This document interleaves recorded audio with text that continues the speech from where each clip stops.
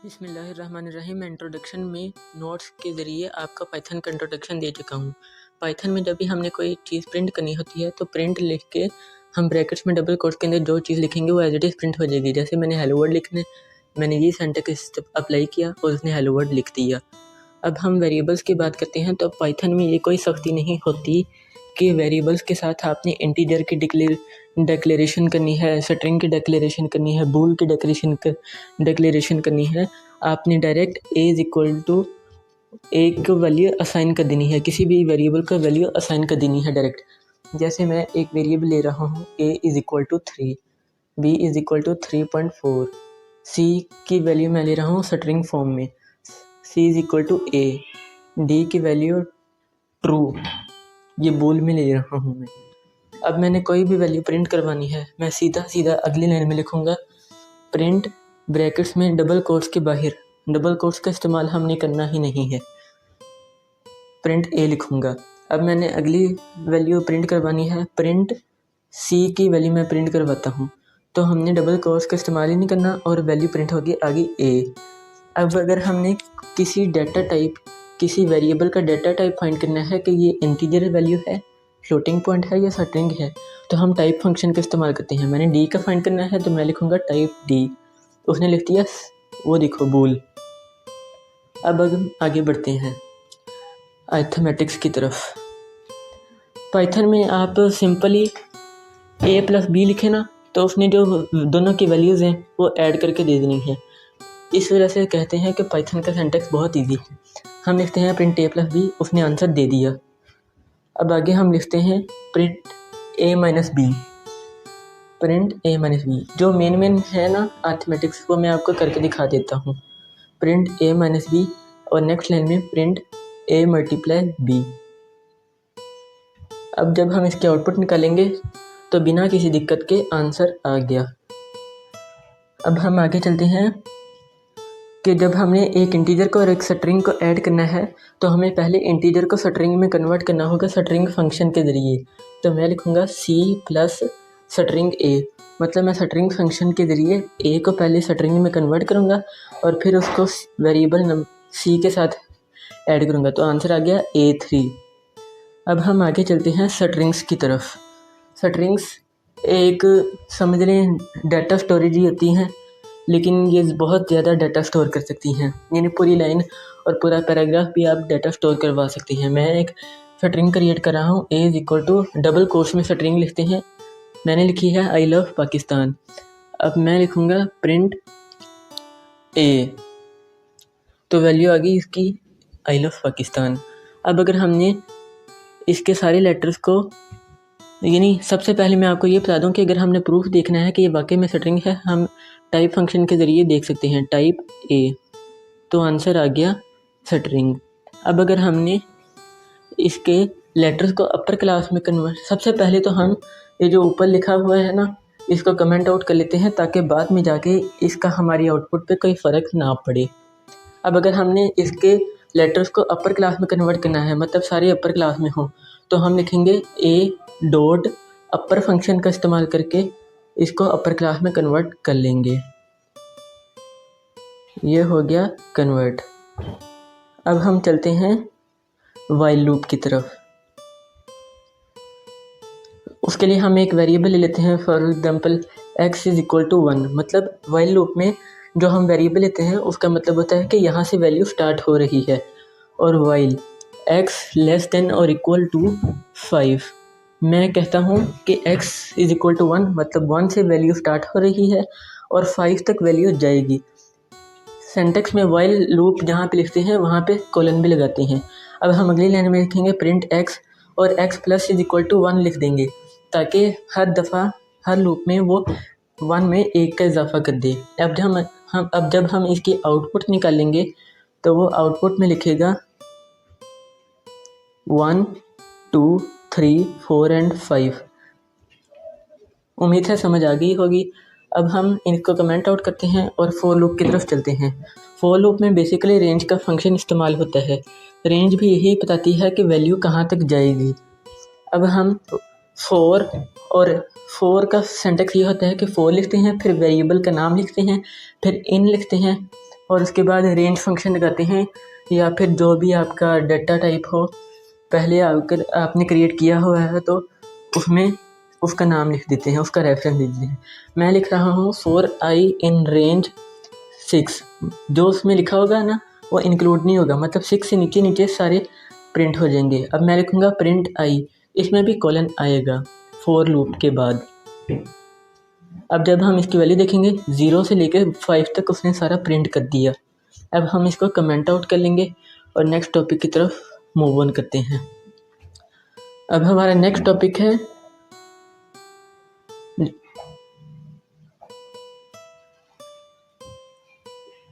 Def. अब हमारा next topic है फंक्शंस।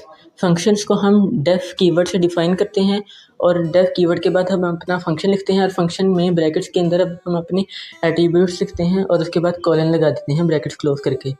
और नेक्स्ट लाइन में हम रिटर्न a+b लिखेंगे, मतलब रिटर्न आउटपुट फंक्शन के हिसाब से फार्मूले को बयान करती है।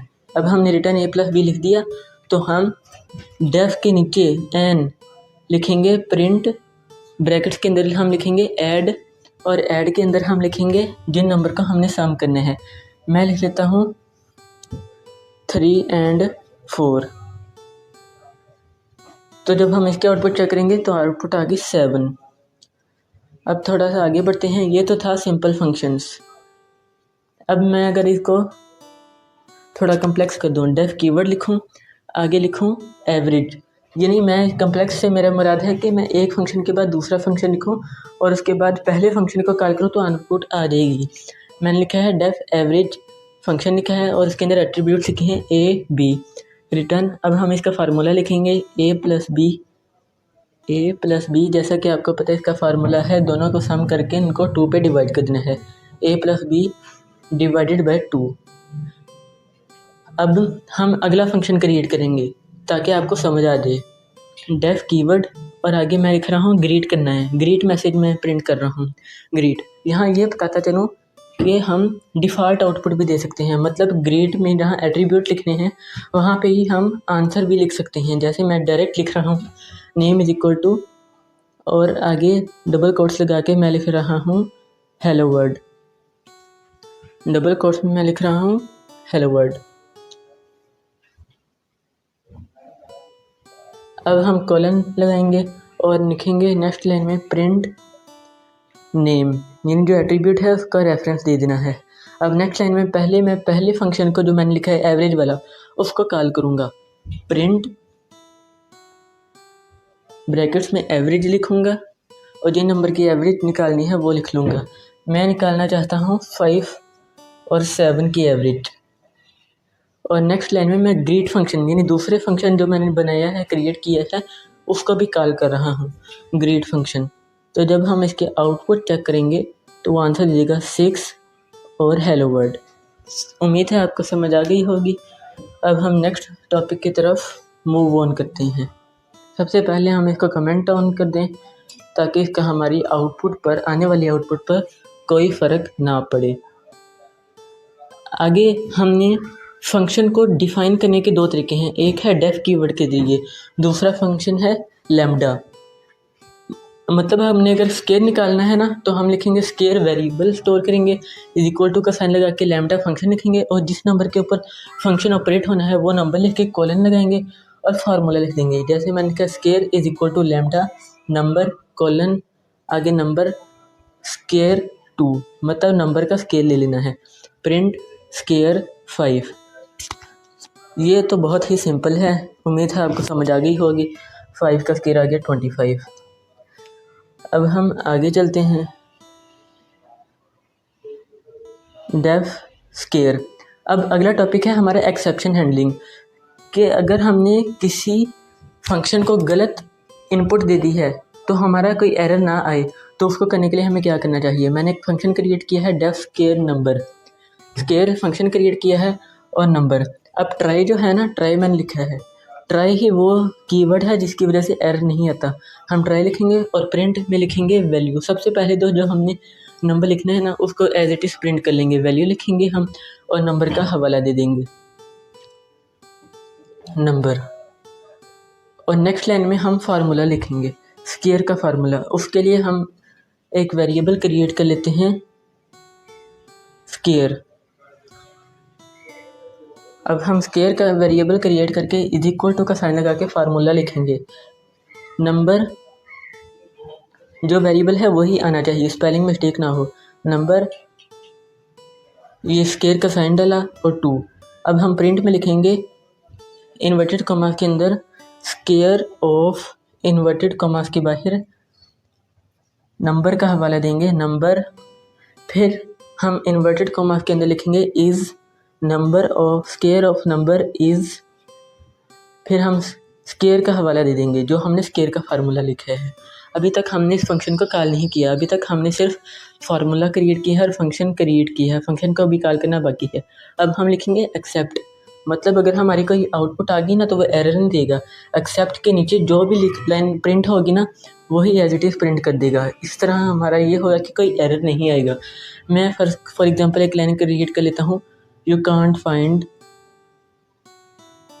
Can not find answer.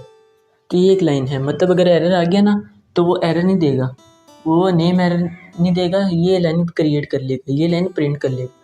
अब हम फंक्शन को कॉल करते हैं स्केयर, और स्पेलिंग मिस्टेक हो गई, इसको करेक्ट कर लेते हैं। स्केयर मैं लेना चाहता हूँ 5 का स्केयर, लेकिन मैं आपको समझाने के लिए अगली लाइन में स्ट्रिंग का भी स्केयर लेता हूँ ताकि पता लग जाए कि ये एरर नहीं देता। तो सामने जब हम इसके आउटपुट चेक करेंगे 25 के साथ वो जो नंबर हमने लिखा था 5 स्ट्रिंग के तौर पे, उसकी आउटपुट नहीं आई। उम्मीद है आपको एक्सेप्शन हैंडलिंग भी समझ आ गई होगी। मज़ीद तफसीलात के लिए आप पाइथन की ऑफिशियल वेबसाइट पर जाके सीख सकते हैं। अब हम सबसे पहले इस लाइंस को कमेंट आउट करेंगे ताकि इसका हमारे आउटपुट पे कोई फ़र्क ना पड़े। अब अगला टॉपिक है हमारा लाइब्रेरीज़। कोई भी लाइब्रेरी इंपोर्ट करनी होती है ना, तो लाइब्रेरी को इंपोर्ट करने के लिए सबसे पहले हम लिखते हैं इंपोर्ट, एक कीवर्ड है, और उसके बाद लाइब्रेरी का नाम लिखते हैं। लाइब्रेरी यूज़र डिफाइंड नहीं है, ये फिक्स होती है। एक लाइब्रेरी जैसे मैं एग्जांपल लेता हूँ डेट टाइम, इंपोर्ट कर रहे हैं हम डेट टाइम। उसके लिए हमें क्या करना पड़ेगा, हम करंट टाइम का वेरिएबल लेंगे फॉर एग्जांपल, और उसके बाद इज इक्वल टू का साइन लगा के सबसे पहले तो हम लाइब्रेरी का नाम लिखेंगे। अगर हमने लाइब्रेरी में से कोई फंक्शन एक्सट्रैक्ट करना है, उसके बाद डॉट लगा के डेट टाइम नाउ, ये एक फंक्शन है जिससे हमें करंट आपके इलेक्ट्रॉनिक डिवाइस के मुताबिक टाइम मिलता है, वो हमें टाइम एक्सट्रैक्ट करके देता है। फिर हम प्रिंट कर देंगे करंट टाइम। इस तरह जब हम इसके आउटपुट चेक करेंगे वो आपके इलेक्ट्रॉनिक डिवाइस के मुताबिक आंसर दे देगा। अब हम फॉर एग्जांपल कोई और लाइब्रेरी देते हैं, पहले से कमेंट आउट कर दें, इंपोर्ट स्टैटिस्टिक्स। अब मैं स्टैटिस्टिक्स भी एक लाइब्रेरी है पाइथन की, इसके लिए मैं डाटा एक लिखता हूँ जिसकी हमने स्टैट्स देखनी है। डाटा मैंने लिस्ट की फॉर्म में ली है 45, 65, 78, 90। अब आगे मैं लिखूँगा मीन, मैं इसका मीन फाइंड करना चाहता हूँ। तो सबसे पहले इक्वल टू लगा के मैं स्टैटिस्टिक्स लाइब्रेरी का नाम लिखूँगा, डॉट लगा के मेन फंक्शन एक्सट्रैक्ट करूँगा इसमें से, और उसके बाद उस मेन के एट्रीब्यूट में डाटा का रेफरेंस दे दूँगा। उसके बाद मैं प्रिंट फंक्शन में मेन जो वेरिएबल हमने क्रिएट किया था उसका रेफरेंस दे दूँगा। जब हम इसके आउटपुट चेक करेंगे तो वो इसका सिंपली मेन निकाल के दे देगा। तो उम्मीद है इस टॉपिक की भी आपको समझ आ गई होगी। नेक्स्ट टॉपिक की तरफ मूव ऑन करते हैं इसका कमेंट आउट करके।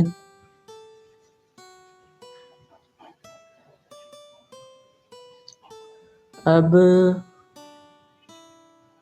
हमारा नेक्स्ट टॉपिक है, हाँ एक बात आपको बताना भूल गया कि अगर हमने नेक्स्ट लाइन करेक्टर लिखने हैं, मतलब एक लफ्ज़ लिखे उसके बाद अगला लफ्ज़ नेक्स्ट लाइन में है, तो हम अली लिख रहे हैं जैसे, तो उसके सामने स्लैश डाल के एन लिखेंगे और उसके बाद अगला करेक्टर लिखेंगे। जैसे मैंने कहा अली स्पेस स्लैश डाला है और फिर एन डाल के उस्मान ने अगला करेक्टर लिखा है। फिर अगले लाइन में अगर हमने टैब स्पेसिंग, मतलब एक लफ्ज़ कुछ फासले के बाद अगला लफ्ज़ है, तो हम स्लैश डाल के टी डालेंगे, Ali slash T Usman, next लफ्ज़ कुछ स्पेस के बाद आएगा। अगर अब हम देखते हैं ना कि जो हमने कोट्स डाले होते हैं वो प्रिंट नहीं होते। अगर हमें कोट्स प्रिंट करने हैं डबल कोट्स, तो हम क्या करेंगे, पहले तो डबल कोट्स लिखेंगे ना सिंटैक्स के मुताबिक, और डबल कोट्स के अंदर हम स्लैश डाल के फिर एक कोड डालेंगे एक कोड क्रिएट करने के लिए। फिर हम जो अपनी स्ट्रिंग क्रिएट करनी है ना वो लिखेंगे। जैसे मैं लिखता हूँ माई नेम इज़ हसन, और फिर स्लैश डाल के हम कोड डालेंगे एक डबल कोट। फिर इस तरह एक कोड क्रिएट होगा। फिर डबल कोटेशन क्लोज कर देंगे। इसकी आउटपुट चेक करेंगे तो माय नेम हसन के इर्द गिर्द डबल कोट नज़र आ रहा है। उम्मीद है आपको समझ आ गई होगी।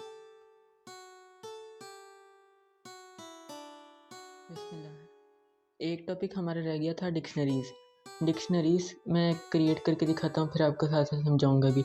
डिक्शनरीज़ हमने लिखा बतौर वेरिएबल, और ब्रैकेट्स लगा के हमने सबसे पहले कीज़ लिखनी है, यानी वो लेटर्स या कैरेक्टर जिनमें हमने वेरिएबल को स्टोर करना है। पाइथन एक की लिखी मैंने डबल कोट्स के अंदर, फिर कोलन डाल के डबल कोट्स में दोबारा हमने उसी की एक वैल्यू लिखनी है। फिर वो वैल्यू लिख के हमने कोमा लगाना है। प्रोग्रामिंग लैंग्वेज मैंने पाइथन की वैल्यू लिखी है, और उस कोमा लगा के हमने नेक्स्ट डिक्शनरी लिखनी है। हमने डबल कोट्स में की लिखनी है इकोनॉमिक्स, मतलब एक की उसे कहते हैं बेसिकली जिसके अंदर हमने कोई वैल्यू स्टोर करनी हो। फिर एक की लिख के हमने इकोनॉमिक्स कोलन लगाना है, और फिर डबल कोट्स में उसकी वैल्यू लिखनी है फाइनेंस सब्जेक्ट, और फिर डिक्शनरी क्रिएट होगी हमारी। अभी फ़िलहाल मैंने जितनी डिक्शनरी क्रिएट की है, फिर हमने अगर इस डिक्शनरी की वैल्यू क्रिएट करवानी है, मैं अभी काम तेज़ करूँगा क्योंकि आपको तकरीबन समझ तो आ गया होगा। तो डिक्शनरी की वैल्यू क्रिएट हो गई। अब हम इस डिक्शनरी के लिए इस डिक्शनरी की टाइप भी फाइंड कर सकते हैं कि ये वाकई में डिक्शनरी है, ताकि आपको प्रूफ भी मिल जाए। जब हम प्रिंट टाइप डिक्शनरी करेंगे, अब मैं अगली लाइन में अगर हमने कोई वैल्यू निकलवानी है किसी की तो हम डिक्शनरी का हवाला दे के डॉट लिख के गेट फंक्शन के ज़रिए उस की का नाम लिखेंगे। जैसे मैंने लिखा है पाइथन, तो जब हम इसे प्रिंट करेंगे तो आंसर आ जाएगा। डिक्शनरी भी उसने लिख दिया और ये भी लिख दिया कि पाइथन की वैल्यू है प्रोग्रामिंग लैंग्वेज। अब हम चलते हैं प्रिंट। अगर हमने कीज़ निकलवानी है, मतलब कि डिक्शनरीज़ में कौन कौन सी कीज़ हैं, तो हम डिक्शनरी का हवाला देके कीज़ फंक्शन के ज़रिए सिंपली कीज़ निकाल सकते हैं। जब हम इसे प्रिंट करेंगे तो आंसर ये रहा। उम्मीद है आपको समझ आ गई होगी। अब हम अपने नेक्स्ट टॉपिक की तरफ चलते हैं। पहले से कमेंट आउट करते जाएं। हमारे नेक्स्ट टॉपिक है लिस्ट। कोई भी लिस्ट सबसे पॉपुलर यूज़ होने वाली वो है डाटा टाइप जो कि पाइथन में यूज़ होती है। लिस्ट क्रिएट करने के लिए स्क्वायर ब्रैकेट्स में कोई भी डाटा लिखते हैं, कॉमास लगा के 1 2 2 3 4 5 4 तक लिखा है मैंने। अब अगर हमने इसको प्रिंट करना है, हम लिखेंगे प्रिंट लिस्ट 1। अब हम नेक्स्ट लाइन में लिखेंगे प्रिंट टाइप लिस्ट 1, मतलब टाइप का भी हाथ पता चल जाए ताकि पता लग जाए कि ये वाकई में लिस्ट है। अब हमने टाइप लिस्ट 1, ऊपर एक गलती हो गई है, लिस्ट के साथ 1 लगाना था, लिस्ट 1, क्योंकि वेरिएबल का नाम हमने ये रखा हुआ है। आउटपुट चेक करेंगे, एक मिनट दोबारा करके देखते हैं। आउटपुट में उसने लिस्ट भी लिख दी और क्लास भी लिख दी, मतलब डाटा टाइप है क्या, लिस्ट है। अब हमने अगर इसमें लिस्ट में कोई चीज़ ऐड करनी है तो हम ये स्ट्रिंग की तरह नहीं है कि प्रिंट फंक्शन के अंदर ही फंक्शन लगाया जाए। इसमें हम प्रिंट फंक्शन के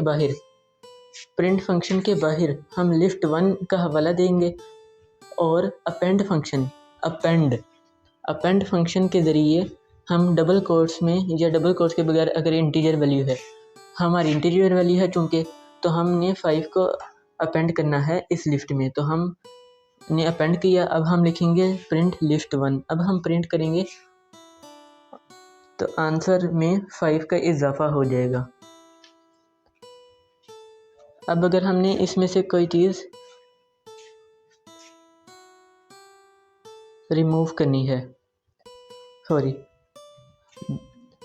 हम लिखेंगे लिस्ट 1 रिमूव फंक्शन के ज़रिए। रिमूव फंक्शन में हम ब्रैकेट्स के अंदर एट्रीब्यूट डाल देंगे कि वो वैल्यू जो हमने रिमूव करनी है, मैं रिमूव करना चाहता हूँ 3 को। अब हमने दोबारा से इसी लिस्ट को प्रिंट करना है। प्रिंट डालेंगे और लिखेंगे लिस्ट 1। अब अगर हमने ये आंसर दे दिया, अब अगर हमने इस लिस्ट को सेट में कन्वर्ट करना है, मतलब जो इसमें वैल्यूज़ रिपीट हो रही हैं वो ना रिपीट हो, तो हम इसे सेट में कन्वर्ट करेंगे। लिस्ट हम एक और वेरिएबल लेंगे is equal to set operation के ज़रिए सेट ऑपरेशन को एट्रीब्यूट देंगे लिस्ट 1 का, यानी जो हमने लिस्ट क्रिएट की थी। फिर हम प्रिंट कर देंगे इस लिस्ट को जो हमने अभी वेरिएबल क्रिएट किया है।